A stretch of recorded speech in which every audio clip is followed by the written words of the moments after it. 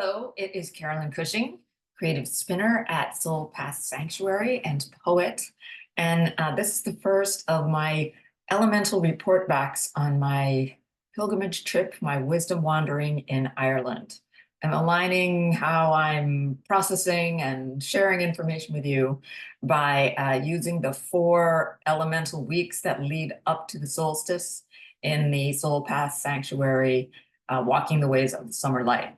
So we start with Earth, and this first video is organized around Earth. And I'll be doing one of these each week, about each week is my idea, and use this as an organizing tool. Okay, I'm gonna play from start. I think you should see it here. This is, I'm calling this Rock. So this is my 2024 Elemental Irish Encounters with the element of Earth. Here, this image on the cover page is Tomb or Cairn or Monument 4 from Carramore, which is in County Sligo. And it is perhaps the oldest, one of the largest of these megalithic cemetery complexes, areas that were built with stone tombs, passage tombs, circles, to honor the dead, perhaps to align with the seasons. I'm going to get into some of that in my talking about what I discovered and explored. So what this is, this report back is 5,000 plus years of rock speaking. Carramore was maybe, archaeology says about 3,500 before the Common Era. And we're a little past 2,000. So more than 5,000 years of rock speaking. And I'm using the overall theme, the overall finding, the overall encounter that I had. I'm naming it dynamic continuance. And continuance is a word, about continuing. And it is a word that I have heard from Native American Indian poets and writers. I heard Simon Franti say it at UMass, and I believe it comes from Simon Ortiz. And it's the idea of that obviously Native nations have faced such destruction, such genocide, and yet there still is a continuation, a thread of traditions that carry through time. And I was seeing this is what hit me when I was looking at rocks and stones in Ireland. And it's called dynamic. Here I'm using that word because it's not continuous. There are breaks, there are fissures, there are things that perhaps seem to be erased and then return. So I'm calling it dynamic continuance of the sacred landscapes, the land as what helps us connect with the sacred, the Irish connecting with the sacred and creating sacred structures within landscapes. A connection between the living and the dead. Of course, those of you who know my work know I'm wired to see this, right? So this is not academic, this is not an archaeological report back. This is the things that move my heart and speak to my soul, how I saw them in the landscape. And I am pulling from some sources that are beyond myself. And then attending to the seasons and the cycles that has been happening for more than 5,000 years. This image here on the right, the opening image that I had is it's called Cairn or Monument or Tomb 4. And you can see there's what's kind of the dolmen, there's a capstone and the holding up stones. And then in the distance there, this is this further stone. This monument is probably surrounded by a ring of 21 stones, which if you know tarot, there are 21 numbered major arcana. So of course that spoke to me. And only this one stone remains. And I was standing there at this one stone and I had a pocket full of tarot cards. This is what I do when I'm kind of walking the ways, when I'm doing my wisdom wanders. I take a few to travel with me. Perhaps I pulled them with special intention or ritual. And then when I'm at a feature or just looking for kind of a message, and have tarot be a translator, I pull a card. And the Speaker of Stones is what emerged when I was standing at this stone 21, this one stone that has remained of the original whole 21 circling the passage tomb. And I said, well, how appropriate. Speaker of stones. This stone, what is it going to be saying to me and the other stones that I encountered? All right, so we'll continue. Here, Carramore in Sligo County. It's the north, not the northmost of Ireland. It's on the west coast. And many people know about Brúna Bóinne, which is in the Boyne Valley, which is closer to Dublin, which has an amazing site. I believe I'll probably do this in my next video. Newgrange is there, which famously has the light that comes through on the winter solstice through the passage, and they have amazingly decorated curbstones. Carramore is older, perhaps by 200, 300 years. And were there connections between them? You know, the bit about archaeology I'm reading is not making direct connections, but certainly they're within this landscape, a tradition that had similar features. And Carramore has many, more 30 existing of these stone circles. There were probably many more. There were probably 100, but you know, people live there and things happen and things are buried in the landscape. Still, many of these monuments are on private land. They're in farmers' fields and are shared with the cows. I had a cow encounter. I'll share that story later. But there are these 30 that exist, and there's a site that's maintained. It's called the Office of Public Works, Irish Heritage. And you go, you can get a tour, you just walk among the stones. It's quite amazing. And it was May. It was not like a super beautiful day. It was a perfect atmospheric day. So it was not really that crowded. And the archaeologists, they are excavating things from it. So they know there was bone, they know there were cremated remains, some remains uncremated, just buried, some where perhaps the skin was taken off, some kind of ritual. There was the bone antler, other kind of grave goods, a little bit of pottery, maybe some beads in these various tombs. So that is known for sure. Archaeology can tell us that.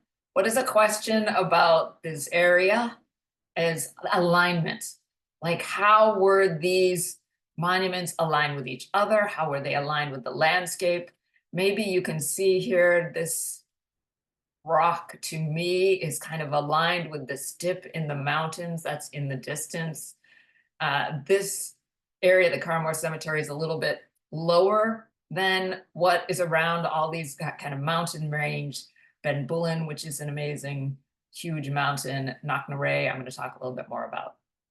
So this is Carramore, where we are starting. And oops, let's see here, maybe we can't see. I'm not sure what you can quite tell from the view. This is two monuments that are close to each other. I'm standing, you can see these three rocks right here. Then a little bit further in the distance, there's another mound, there are rocks. These are, and actually here you see two little different markers. And this is me having an encounter. This was not anything I read in the archaeology, but as I was standing there, the way they're aligned, I'm like, oh, if I walk this, there's a tradition of kind of circling things. If I walk this, I can walk this as an infinity loop. I can walk this as a lemniscate. So these ancient sites, they kind of called me to do that. So I walked this as a loop. And at the center of the loop, as you know, I kind of carry cards. I have a few cards that I've pulled through the day. I also have a special card that I'm always kind of carrying with me, and that's the one that emerged.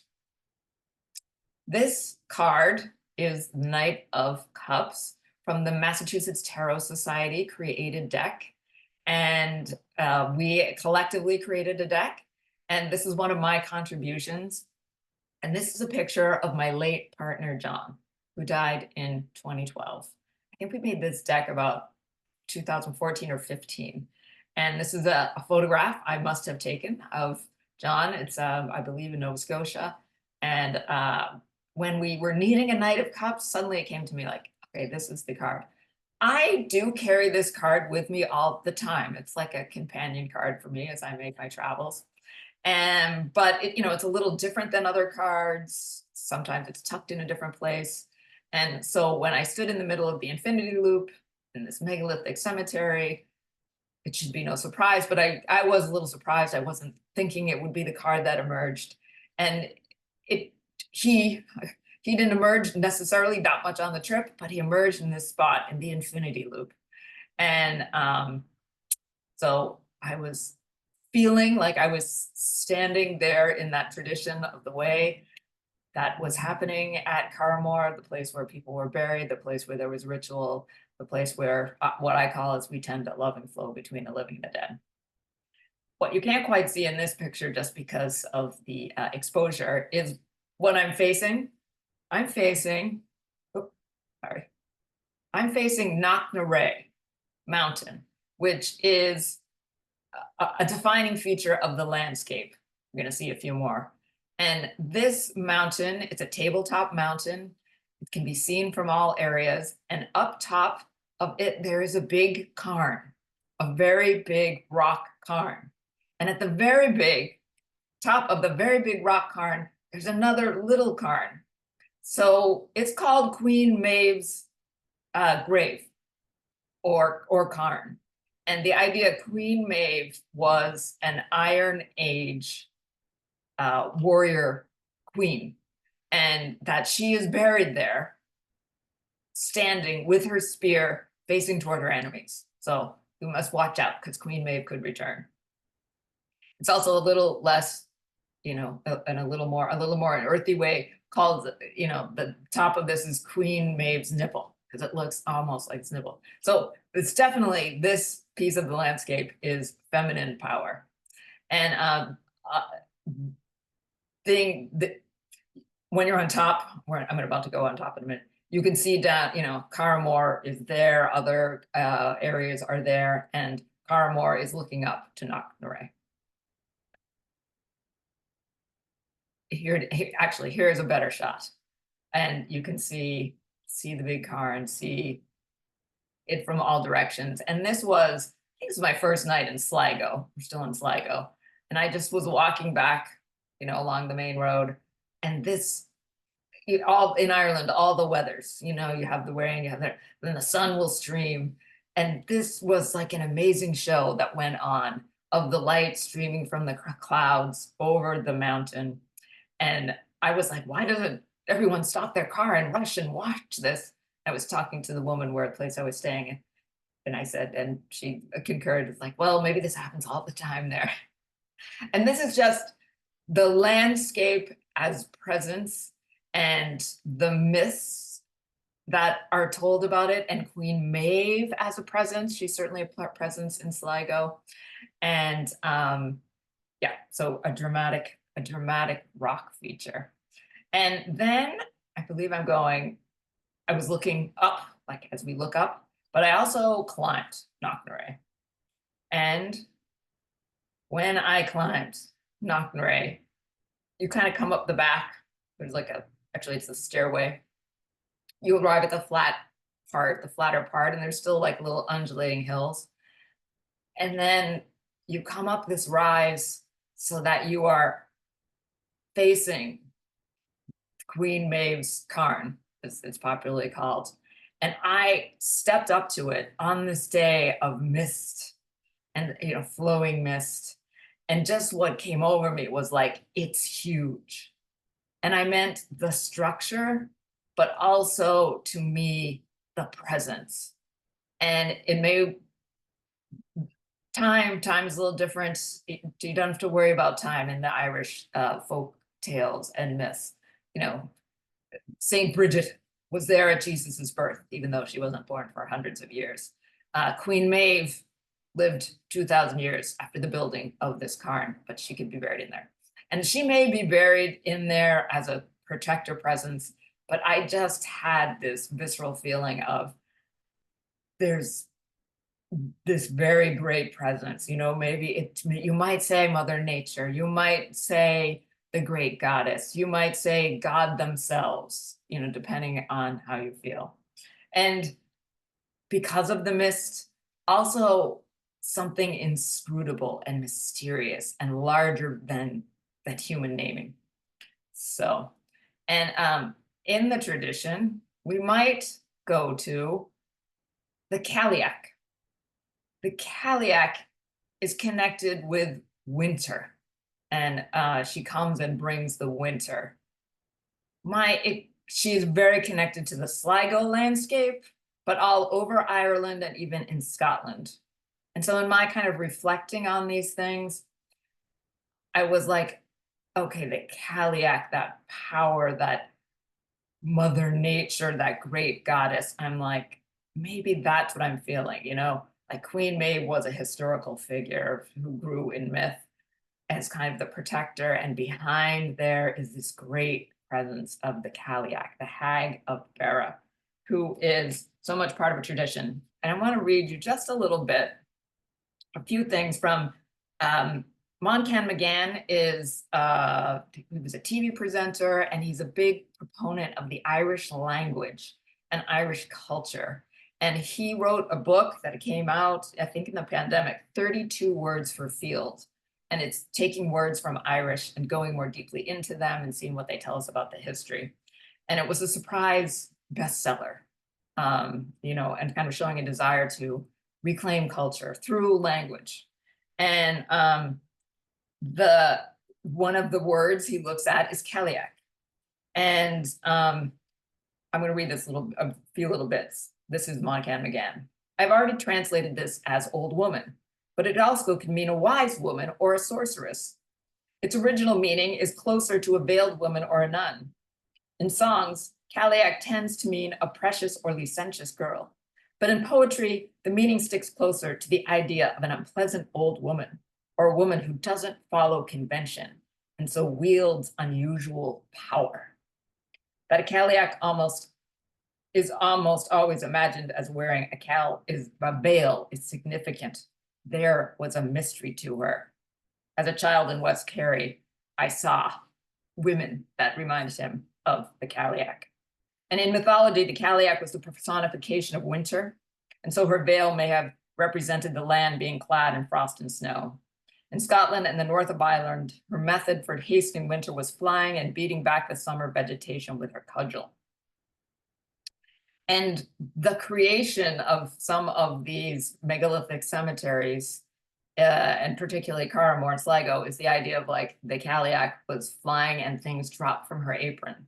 And that it is actually the Cailleach who has created these ritual cemeteries. So, and he's writing, you know, that all of this wisdom, all of this is embodied in the word Cailleach. And when we speak these words, we're invoking that power. He talks about the best known Cailleach was the Cailleach Beara, the old woman of Beara. And this picture right here that I'm showing is what is known as the Hag of Beara, the Cailleach of Beara, which is in West Cork on the Beara Peninsula. So see, the Cailleach gets around and has her different kinds of stories and connections in the places where she is, because story was formed by landscape and where people were. And she's said to be the daughter of the little son of winter, who is born ancient and grows younger and more powerful as the days shorten and sun weakens, until eventually at the advent of spring, she transmogrifies into a vibrant young woman maiden named Bridget, who you may know as the goddess and the saint. Along with the words, the name, Cailleach has become embedded in many words. And he talks about the name for the egg case of a small shark, dogfish, or skate is known as the purse of the dead witch. Cailleach is in there. A great sleep is referred to as the sleep of the old woman of Beara. So it's alive there in the language still. And there's some reclaiming of traditions happening. I'm jumping about in this book a bit, and he's talking about in West Kerry, where he grew up and learned Irish. In Dingle, she's part of a festival, Wren Day, held on St. Stephen's Day.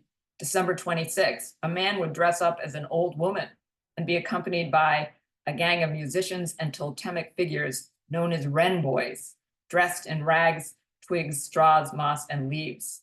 They would dance and play music throughout the streets all afternoon and then party at night. This tradition is being revived in certain parts of Ireland, and each group of Wren boys will have a Pollack figure among them. And she's often played by a man. It's interesting to use that apart. And dressed in many layers of old clothes. She will have a bedraggled rope or belt around her waist, long dirty hair, a staff or broom for support, and an unmistakable potency to her that is beyond human. And when I listen to these words, I'm like, oh, the potency, like standing on the top of Knocknarea looking, I'm like, I was struck with that potency that comes through rock, that comes through the landscape, that comes through story, that comes through things that seem to have fallen away, but now are maybe coming back. And then this kind of final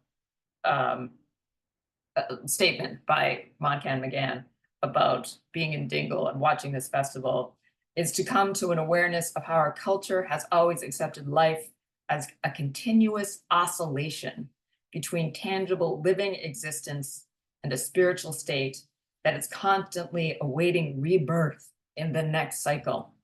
The Pollack, as the perfect intermediary with a foot in both worlds, is the ideal figure to help us appreciate this dichotomy. It is strangely pleasing that this woman who was demonized by the patriarchy is still part of the language I speak today, that she now exists in physical form, an increasing number of communities throughout the country once a year, and that she can be visited for the rest of the time at a shoreline rock in West Cork on the continually shifting margin between land and ocean is something to be treasured and savored. I picked this picture because when we were walking toward the Hag of Beara, this was our view, and it just struck me. It reminded me of some the ancient figures. I believe it's Malta. There's like a seated woman. And I'm like, oh, I'm looking at the back of this kind of woman seated on a throne, a powerful woman. What you can't see here, if you go kind of around the other side, is that people have brought little offerings, little rocks, little trinkets, a keychain. They're both natural and organic and kind of kitschy sometimes. Money taken from the pocket, something taken from the pocket. We brought a few offerings to add. And to me, that added to kind of the continuance in like a not too precious way. Like it really was, people came upon this and then maybe they were moved to take something out of their pocket they may or may not have prepared. As we prepared, I brought a little flower for the different elemental goddesses we were visiting. So that's a little bit about the Hag of Beara and the Pollack, which is a presence all over Ireland. And I'm going to return now to Carramore, I think. Yes, I'm returning to Carramore because this is Cairn 51, Monument 51. That's at the center. This is the passage tomb part, and it was encased in a huge cairn. The rock was over it. And over the century, it was used for a few hundred years. It fell out of use. It may be then in a different age, people remembered something that the site was important and came back, but then it fell out of use and then it became just used for fields. And this huge cairn that was around Carramore began to be, people just started taking the rock away to build their walls. These were like the farmers and the people in the area, maybe to help create roadways. And as they were doing that, they began to reveal what was underneath. And eventually, some of these tombs are kind of damaged because there was just people taking things. Then there were amateur archaeologists who didn't know what they were doing, or people took things and sold them. And I think, one of the most important pieces from this tomb is like in a collection in England, they were talking about wanting it back, but so you may see the ancient chicken wire behind here. It's the very the controversial part of this restoration. They recreated the cairn around it, but they wanted to allow access to the passage to. So there's all this chicken wire holding things up, but it does allow us to walk within, and to go and to stand around this and touch this passage tomb, and the archaeology here is fairly recent, and the full excavation is fairly recent, and it's only been since the 2000s where people have been wondering about is there an alignment like there is at Brunaboynia, at Newgrange, where famously the passage is lit by the winter solstice morning light. And they began to look, and there began to be the idea of like, maybe this was actually aligned with November 1, with Halloween, with Samhain. And in 2008, the people were there observing, and the average weather is not great. So there are many years it's not, you couldn't be observing the sunrise. And they observed an alignment with this passage. And I'll read you a little bit about this. 31st October 2008 was a beautiful crisp morning, one of the year's first frosts. In the moments before sunrise, the Ballygweg mountains appear, which are across from this cairn. Like if you're standing at this cairn, you're looking toward them. So the view is toward them. They appeared to burn, and fingers of sunlight threaded the sky. The four peaks of the Ballygwally mountains huddled on the horizon, the passage tombs at each of their summits clearly discernible. Agramore far to the north, Slibdargan, and Cailleach. As the light intensified before sunrise, the sense of expectation increased. Suddenly, a brilliant silver of sun disk appeared, close and immediate. The land darkened under the fire. On October 31, the sun first appeared just off center, left in the saddle. That's what they're calling a part of the mountain, the saddle, and shone directly down the passage of this tomb, Cairn 51. It centered as it rose at a 30-degree angle. At half rise, it lay precisely cupped in the saddle. Queen Maeve's cairn on Knocknarea was illuminated by sunlight approximately 1 minute before the sun reached the central tomb at Carramore. The slight taper in the chamber towards the southeast meant that every stone was touched by the sun. Like a box bursting with deep orange gold light, it appeared almost transparent when illuminated by direct sunlight. I'm going to move a little bit here. As the sun rises, the spear retracts along the roof stone belly, tracking north, while the light V drops across the back stone to the right. After approximately 10 minutes, the shadow of stone B and V of light disappear in the shade of the reconstructed passage. And visit again on the following day and had a similar experience. Then the interesting thing is the next time the sun shone into the chamber at right angles to the back was 11 February 2009.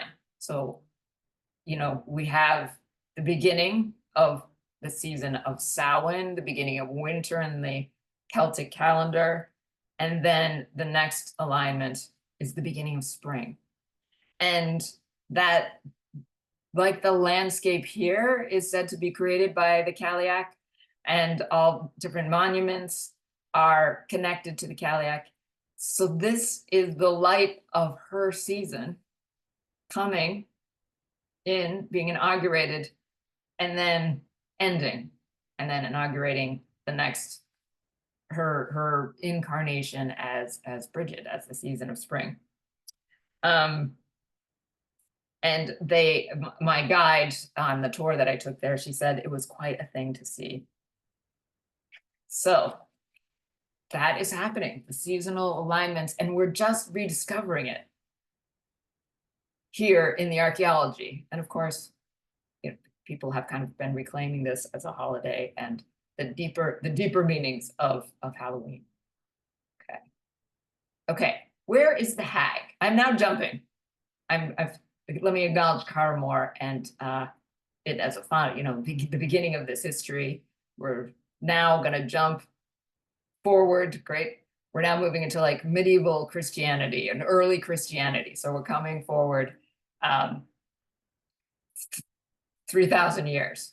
So where is the hag now? Then is the hag gone? I mean, she's still in the stories, obviously, but what's happening? So this here, the church I'm showing in the background is Kilcray Abbey, which is in Cork. The card in the front is from The Dark Goddess Tarot by Ellen Lorenzi-Prince. And it shows a shield and a gig. And I don't hear a lot of making connections between the Pollack and the shield and a great gig. So you take this as like my observing but I'm not doing this originally. I have read these different things. So now we're in a Christian church. We're in the ruin of a Christian church. And that morning I was going, this is where my great-great-grandparents are buried. We happen to know that. And I was in Cork at the beginning of this trip for the International Poetry Festival.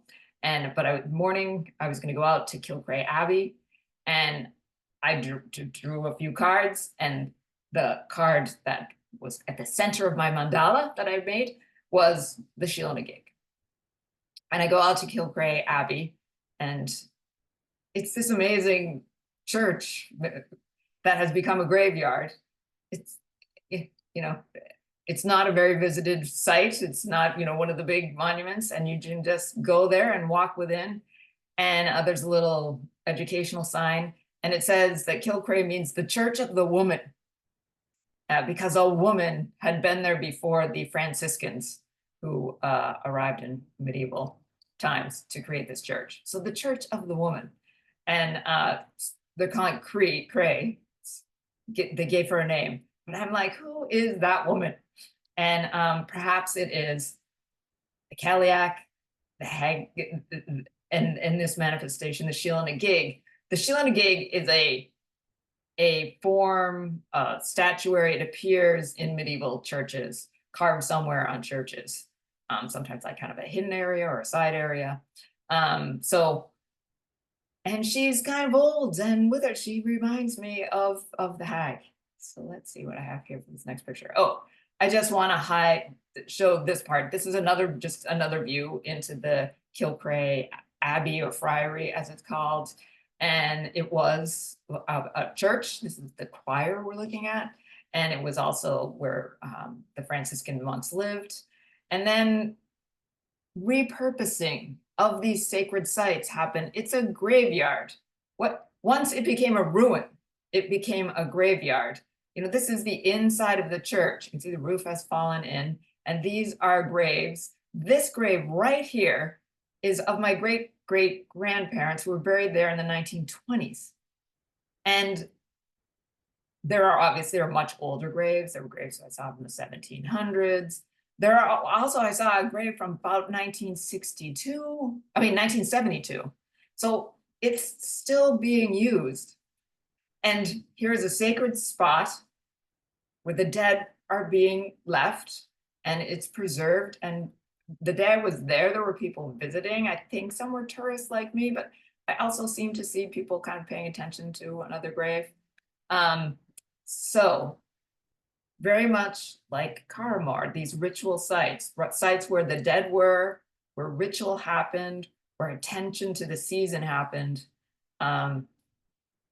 We're jumping forward more than 3,000 years, and here it is happening again. So also just want this maybe was a stained glass window, but wow, just nature framed. It was quite amazing. This is another church. This is the church. Well, actually, you can probably see there are two churches here. This older fallen church is the church of St. Gobnet, who is from Ballyvorney in the west part of Cork. And probably there are a few references, not that many, to her being kind of connected to or who inspired her. Their stories are fused with someone who is another manifestation of Bridget. And she came to this place when she saw 9 deer. She was looking for a place, and 9 deer were going to be the key, that it was the place for her to go. Deer, you may remember that some of what they found in the ancient burial passages at Carramore were antler. So deer, like deer has been sacred going all the way back and marking sacred spaces. And now here we are. This is a medieval church. And this is the Catholic Church, a medieval church. This one that is in much better shape. It didn't really seem to be being used. This is a Protestant church. And probably earlier there was some kind of pagan site here. There was a well further on down the hill. So just a kind of a layering of the traditions on top here. And oh shoot, I should have put in this picture. So actually, if you stand at this corner of the church, it's oriented toward a peak, which is actually hidden by this spire. I forgot to put in that picture. So the kind of landscape. And this was me. No one else was saying this because I'm a little hardwired by looking and reading work, being inspired by Rachel Pollack, The Body of the Goddess. I'm looking for these things in the landscape. And so this is St. Gobnet's Church. There are some interesting stories about her. And in her church, there is also a Sheila na gig. And you go in the church, there is a pattern, what they call a ritual pattern. You visit these 10 different stations that goes on now, today. People were there doing it the day that we were there.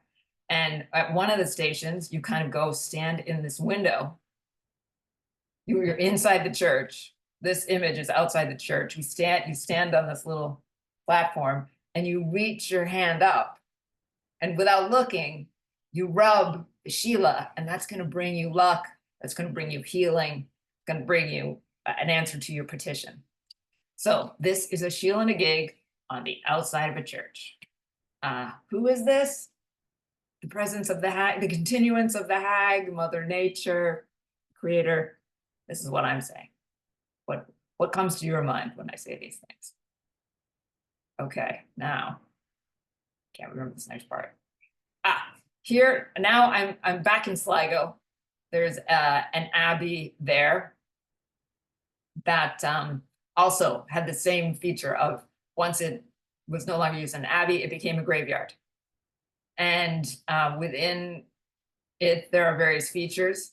And this is a kind of erased face. It's not a Sheila na gig, but this is the erased face that is right below. It's the marker so that you can find, I think you can see here, here's the erased face and the little pattern here. It's just a pattern. It's not, there's not crosses. There's not like, I could not see what the iconography meant, but if you rub this, it'll bring you luck.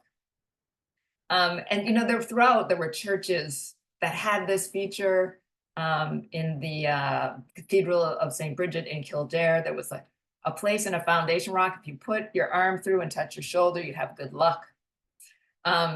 So there are these folk traditions about meeting the needs of people, like the needs where they are, the needs for healing, the need for luck, the need for the things in their lives.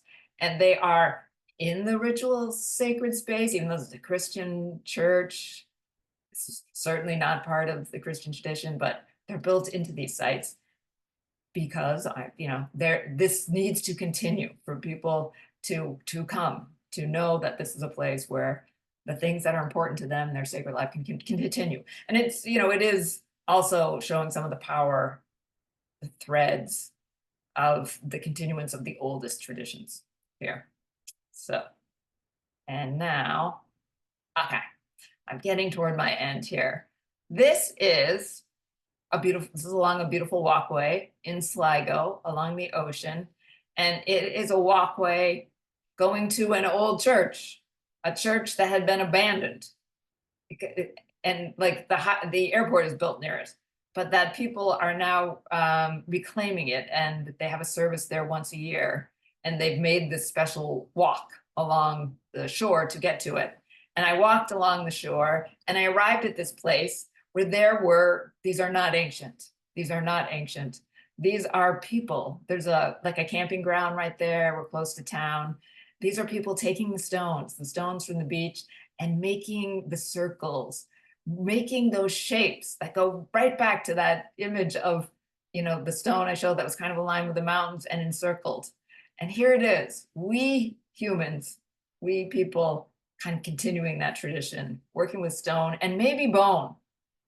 I didn't actually go touch it because I didn't want to know. I kind of like the idea it was bone. Could be a piece of wood, but so that is my continuance. I moved around. I really jumped around in history. Those are some of my threads. This is one of my deep gifts from the trip. And I have a closing quote. Yes, I do have a closing quote. So, what can't be erased, even when it is erased?